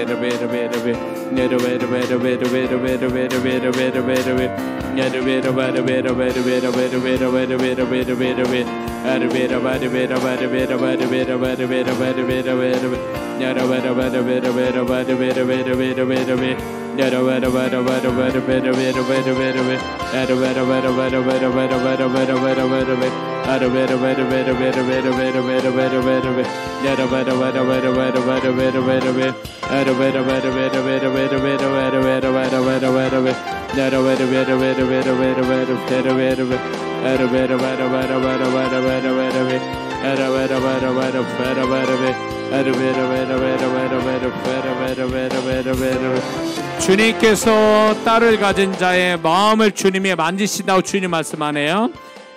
딸을 위해서 기도한 자는 아멘 하셔야 돼요. 기도합니다.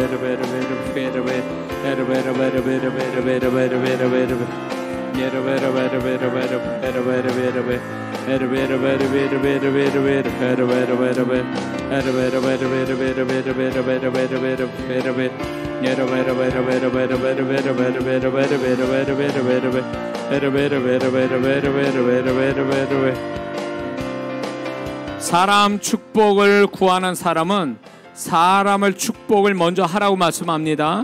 그러므로 어떤 사람이 필요하다 그러면 하나님께서 반드시 지금 여러분 기도 속에 누군가를 축복해 줘야 될 것 같은 그런 사람 주실 거예요. 그런 사람 놓치지 말고 축복 기도해 줘야 됩니다.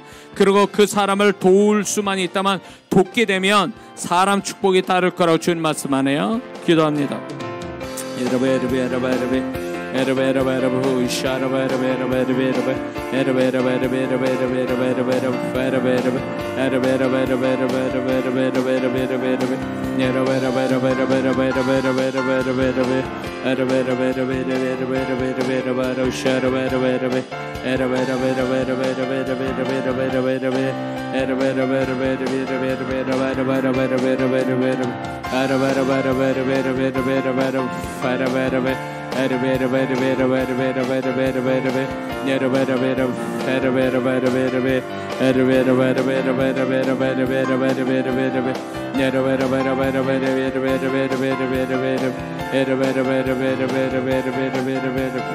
누군지 모르지만 머리 위에서부터 성령의 임재가 머리를 관통해서 들어가는 느낌을 받을 사람이 있습니다.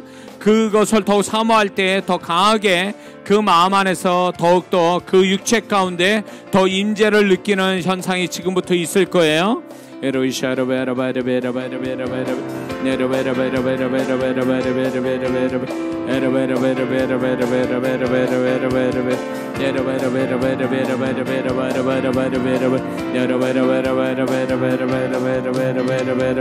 하나님께서 그 사람이 어떤 문제로 인해서 두려움을 갖고 있는데 그 두려움을 지금 이 기도하는 가운데 소멸시켜 주고 계세요. 그러면서 주님 말씀합니다. 그 두려움이 사라지는 것은 앞으로 그 문제가 해결될 것, 또 뭔가 그 두렵지 않게 해결 하나님이 하시겠다라는 징조로서 하나님이 그 마음의 두려움을 제거하는 거라고 말씀하네요. 기도합니다.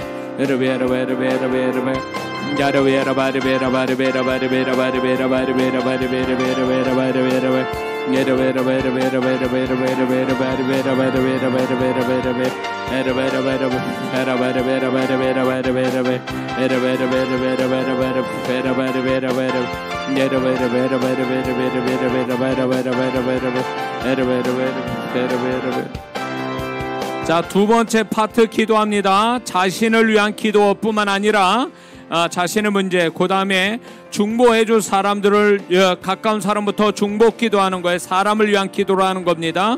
그리고 우리 성도들은 단톡에 올라간 우리 성도들을 한 사람 한 사람 굉장히 깊이 있게 집중 있게 기도해 주세요. 특별히 이삭이가 이제 제 아들 이삭이가 이제 금요일 내일 11시에 강남에 있는 교회에 면접을 보러 갑니다. 11시에. 그래서 여러분들이 기도해 주셔서 잘 면접을 잘 볼 수 있도록 하나님 그 현장과 모든 것들이 하나님 함께 해달라고 특별히 기도해 주시기를 부탁드립니다. 기도합니다.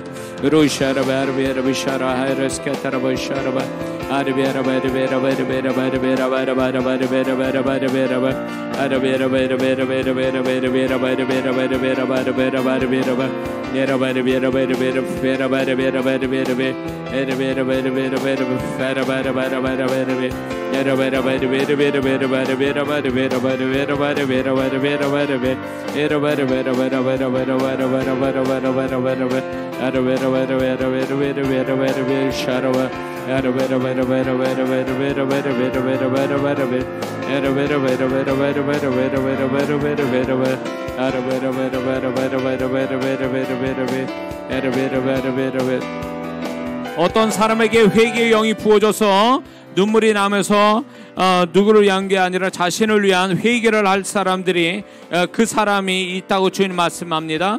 그러므로 죄가 떠올리거나 마음에 울컥해서 회개 진조를 할 마음이 있으면 그분은 반드시 그 기도를 해야 됩니다. 기도합니다.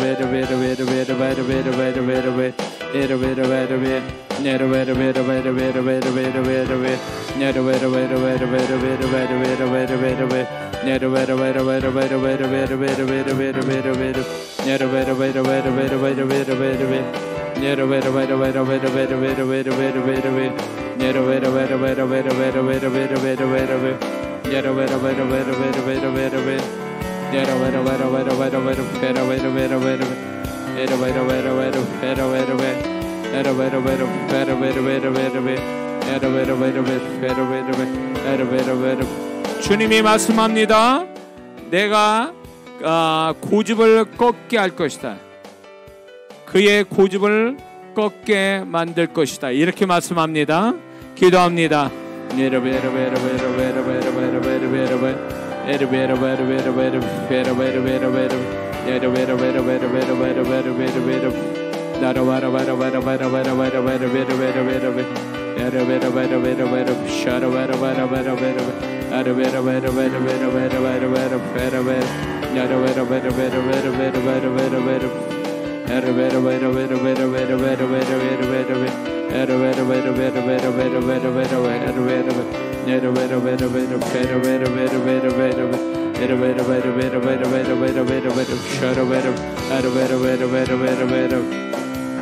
하나님께서 어떤 사람에게 분별력을 주시는데 소경 같은 눈이 열려서 이제 정확하게 모든 걸 보듯이 하나님이 분별력, 영적 분별력을 주신다고 말씀하고, 이거는 또 하나의 영안을 열어주는 축복을 받을 사람이 있다고 주님 말씀하네요.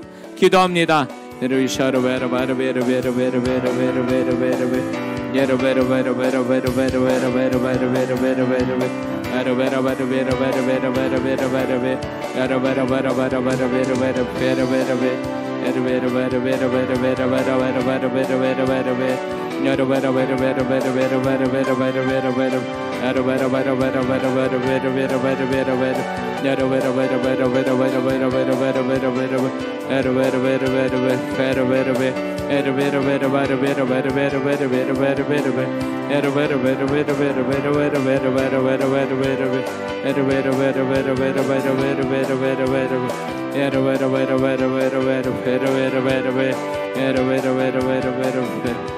어떤 사람이 다툼에 시말리게 될 건데, 그 시말릴 때 차라리 조금 손해보는 것이 해결책이라고 말씀합니다. 괜히 그거에 다투기 시작하면 더 큰 문제가 발생한다고 말씀해요. 그러므로 하나님께서 그걸 통해서 그분에게 뭔가 깨닫는 마음, 회개할 마음을 주시겠다고 주님 말씀하네요. 기도합니다.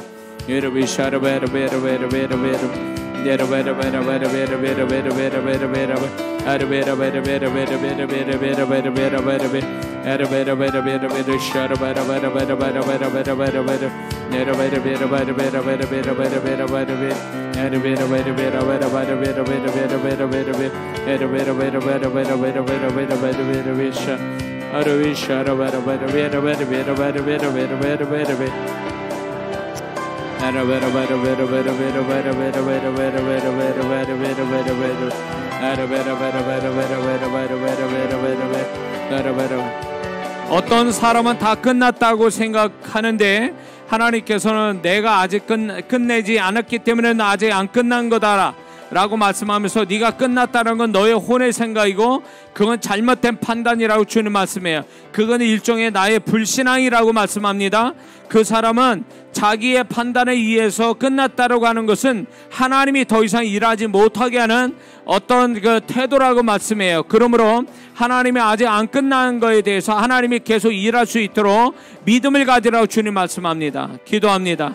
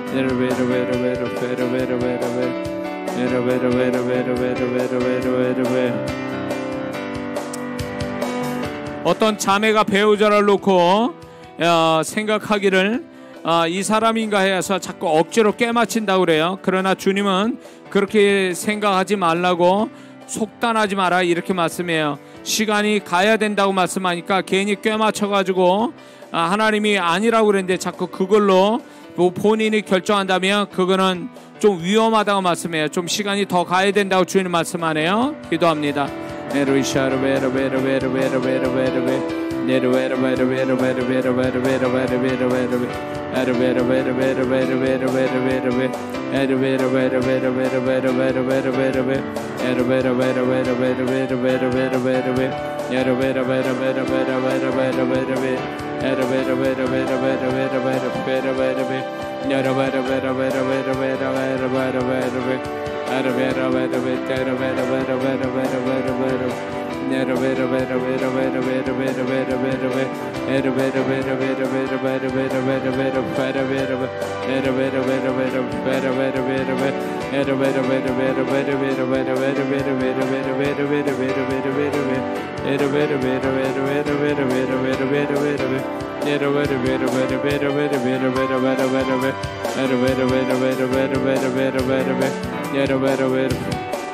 어떤 사람이 이동의 축복을 받을 사람이 있다고 그래요. 그래서 12월 달에 이동의 축복을 받기 위해서 이동의 준비를 할 사람이 있다고 주님 말씀하네요.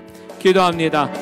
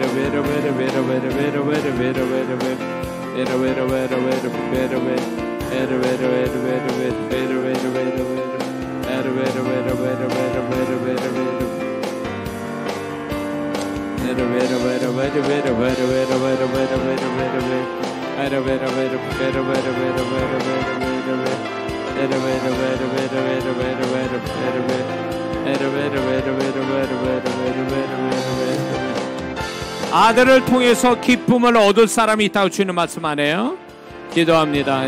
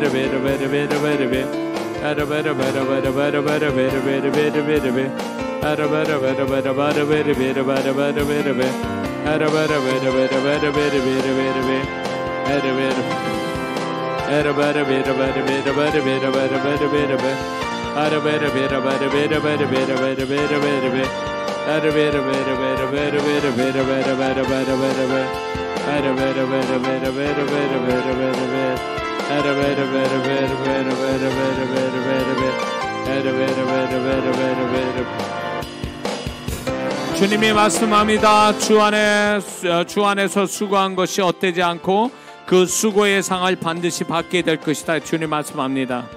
기도합니다.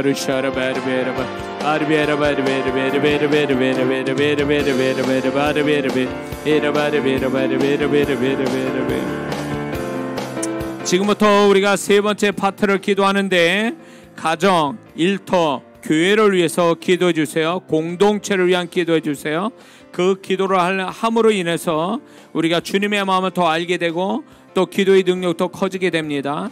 그리고 거기서 오는 영적인 느낌을 받고 믿음의 상상하면서 이 시간에 공동체를 위한 기도합니다. 주의 측어 기도합니다. 주여를 샤르베르베르베르베르베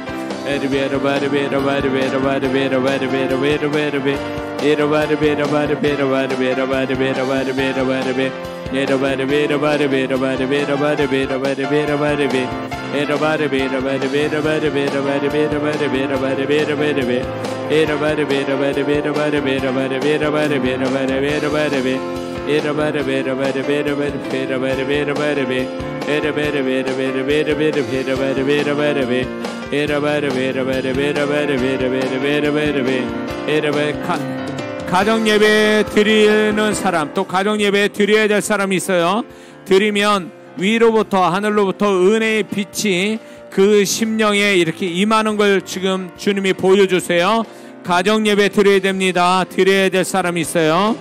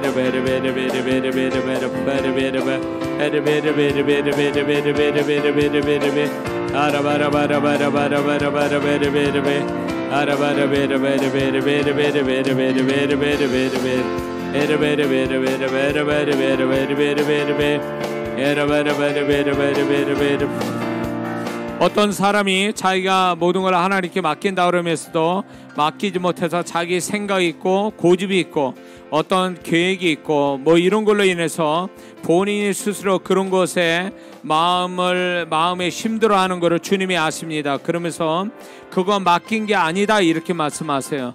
네가 그거를 맡겨서 네가 제3자인 것처럼 내가 너에게 맡겨진 일을 어떻게 하는가 네가 보면서 나의 일을 보면서 감사하고 찬양하는 것이 내가 바라는 것이다 이렇게 말씀해요. 그래서 뭔가 맡기라고 자꾸 말씀하세요. 근데 본인은 맡겠다면 맡기지 않은 그 상태를 자기가 알면서도 맡기지 못한 모습을 보이고 있어요. 그렇기 때문에 주님이 그러세요. 네가 그렇게 맡기지 못하니까 내가 너를 위해서 일할 수 없다라고 주님 말씀하세요. 그러므로 자기 생각, 자기가 뭘 하려고 하는 걸 내려놓고 주님이 그걸 어떻게 일하시는가를 바라보라고 주님 말씀합니다. 기도합니다.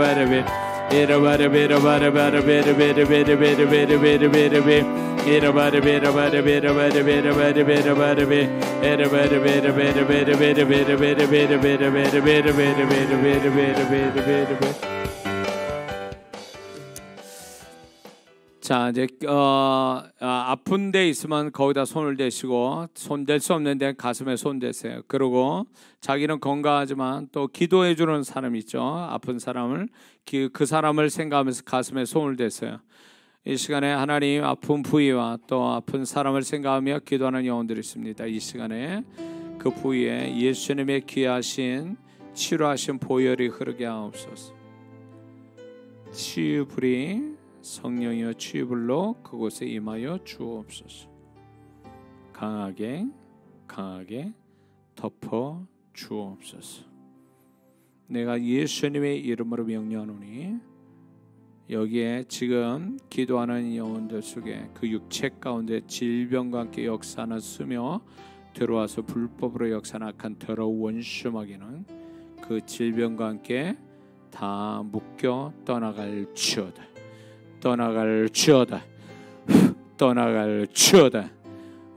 주님 축복하옵소서. 이제 귀하신 보혈 성령이여 임하소서.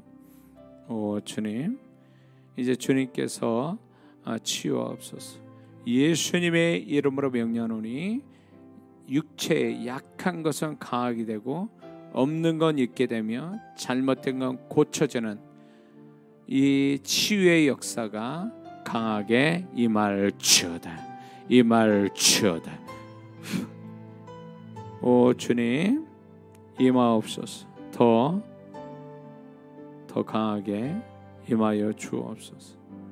통증이 사라지고 주님 역사하여 주옵소서. 주님 피 묻은 손이 직접 그 영혼들을 안수하시고 아픈 곳에 손을 대 주옵소서. 임하소서.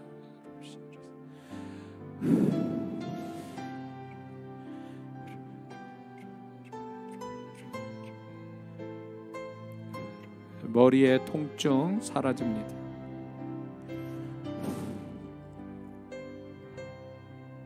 이게 비염처럼 코가 이렇게 막힌 분이 지금 이렇게 열리는, 이렇게 시원하게 뚫리는 역사가 옵니다.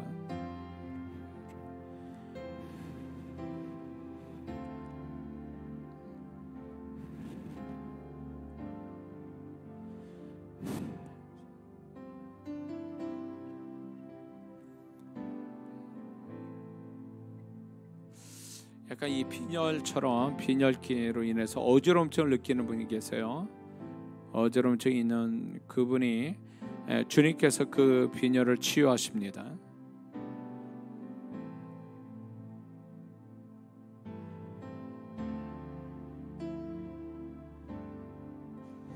어떤 분이 다치셨는데 교통사고 어디에 다치셨는데 그게 계속 어느 시점만 되면 통증이 일어난다는 거예요.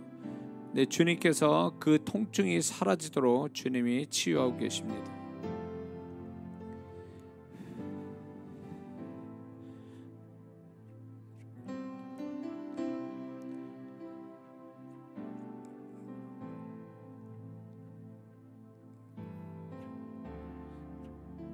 이 거식증 걸린 것처럼 먹으려면 자꾸 거부가 일어나서 토하려고 하는 그런 사람이 있는데 그것이 이제 사라지게 될 겁니다. 예수의 이름으로 거식증을 일으키는 그 마음의 모든 그런 마음들을 넣어주는 거, 그 마음은 거식증을 일으키는 마음은 예수의 이름으로 사라질지어다.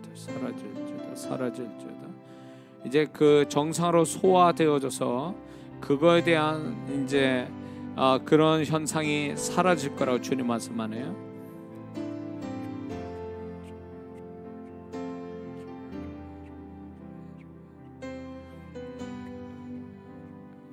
손이 이렇게 뭔가 쓸리는 것 같은, 그래서 어딘가 손도 그렇고 어딘가에 자꾸 쓸려서 아픈 것 같은, 어디에 이렇게 닿기만 하면 그런 현상을 주님이 치유하신다고 말씀하네요.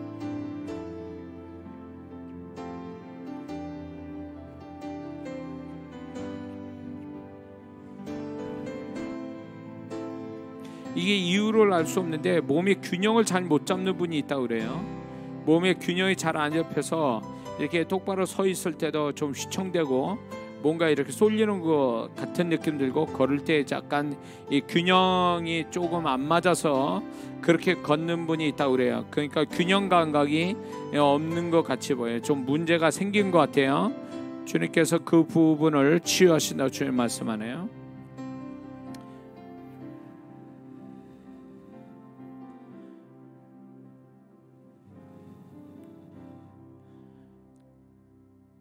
어느 나이 드신 여자분 그 허리 약간 구부러졌는데 그 허리를 그 허리에 주님이 치유하심이 있습니다. 그래서 그 통증도 같이 있는 것 같아요. 그래서 그 통증도 치유하시고 허리가 약간 구부러진 상태를 주님이 치유하셔서 그 허리의 통증을 사라지고 낫게 하시는 주님의 손길이 보이네요.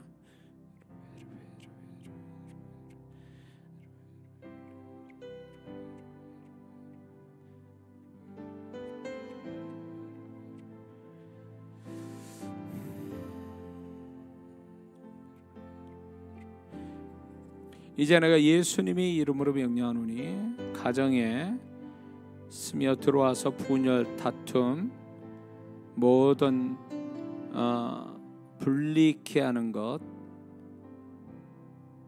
예수의 이름으로 명하노니 그 집안의 가족들 심령 속에서 또 오해케 하고 그 가족들 심령과 그 사이사이의 역사나 악한 더러운 원수마귀는 이제 다 묶여 그 집안에서 떠나갈지어다. 떠나갈지어다. 떠나갈지어다. 주님, 일치의 영, 화합의 영, 성령과 주님의 마음으로 연합되게 하여 주옵소서. 주님, 내가 예수님의 이름으로 명령하노니 이 시간에 참여하는 심령 속에 문제를 해결하지 못하도록 문제를 일으키는 악한 더러운 원수마귀 여러 가지로 어렵게 만들고 새로운 문제로 만들고 해결되지 않게 하고 계속 반복되게 하고 더 손해보게 하고 어렵게 만드는 악한 더러운 원수마귀는 거기에서 그 일에서 다 묶여 떠나갈지어다. 떠나갈지어다. 이제 축복서는 성령님 형통의 영으로 임하여 주옵소서. 형통의 영. 그래서 재정, 일, 사람이 풀려지는 역사가 올지어다. 올지어다. 주님 축복해 주옵소서.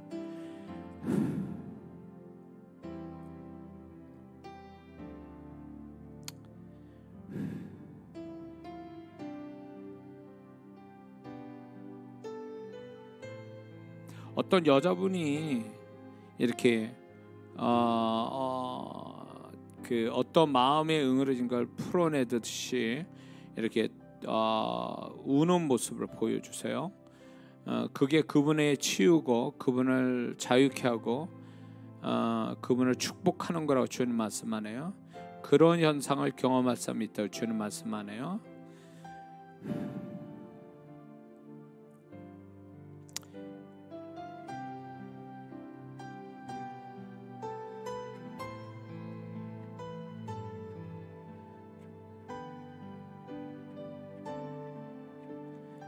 마음의 공허함을 가진 분이 계시는데 또 여자분이 이렇게 그분이 기도하는 가운데 주님이 환상을 보여주실 거라 말씀하네요. 주님이 주시는 환상이 있을 거라고 주님 말씀하네요.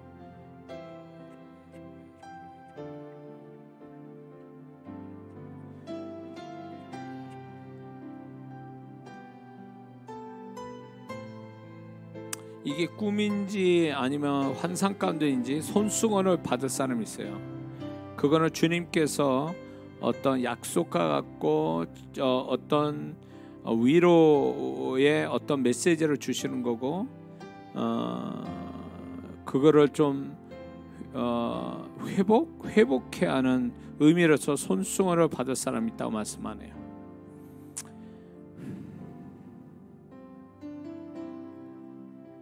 주님,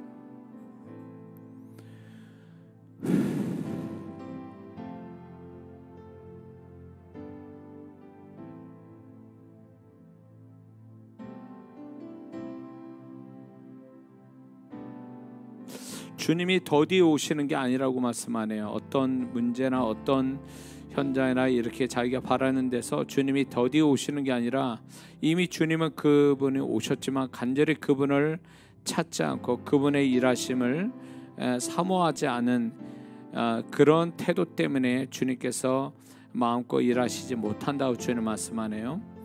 그래서 너의 불신앙을 제거해라. 너의 불신앙을 제거해라. 네 마음의 생각이나 지금 환경으로 인해서 네가 그런 마음 때문에 내가 너의 믿음을 타고 역사하는데 그런 마음들이 제한을 받아서 내가 충분히 너의 상황 속에 역사하지 못하고 있다 이렇게 좀 말씀하네요.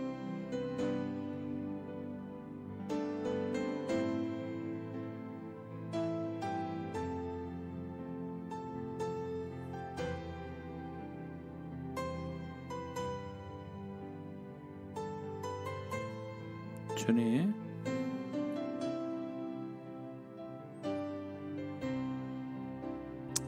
성령이 오셔서 기도하는 심령 속에 성령의 임재가 임함으로 해서 그 심령 가운데 어두움이 소멸되게 하옵소서. 예수의 이름으로 성령의 임재로 말미암아 그 마음속에 있는 어두움들 다 소멸될지어다. 떠나갈지어다. 그 심령이 자유케 될지어다. 빛으로 충만할지어다. 주님이 주신 마음이 회복될지어다. 주님 축복하옵소서. 새롭게 하옵소서. 새롭게 하옵소서.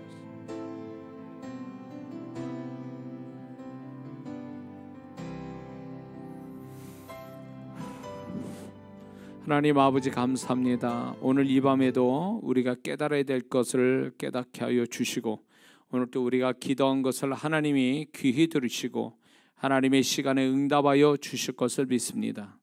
또한 하나님이 이 종을 통하여 말씀한 것을 하나님 경험하는 우리 성도분들이 많게 하여 주옵시고, 그래서 주님의 얼마나 우리 기도를 들으시고 또 응답해 주시기 원하신지 주의 마음을 아는 자 되게 하여 주옵소서. 그래서 더욱더 우리가 주를 바랄 때에 주께서 모든 것을 아름답게 해결하시는 주님이 있음을 찬양하는 우리 모두가 되게 하여 주옵소서. 모든 것 주님께서 우리의 모든 것을 온전케 하시는, 그러기 위해서 우리에게 아직도 여전히 온전치 못한 것들을 손을 대시고 해결해 주시는 주님의 손길이 계속적으로 나타날 줄을 믿습니다. 주님이 축복하심에 감사하고, 이제는 우리 주 예수 그리스도의 은혜와 하나님 아버지 크신 사랑과 성령님의 교통 역사 내주 충만하심이 다시 한번 주님을 더 갈급해 하며, 또한 뿐만 아니라 주님이 축복하신 것을 붙들고 더 큰 축복으로 나아가기 원하며 늘 기도함으로 주의 손길이 더 풍성하게 경험되기를 원하는 우리 모든 심령들을 위해 함께 하옵시기를 간절히 축원하옵나이다. 아멘.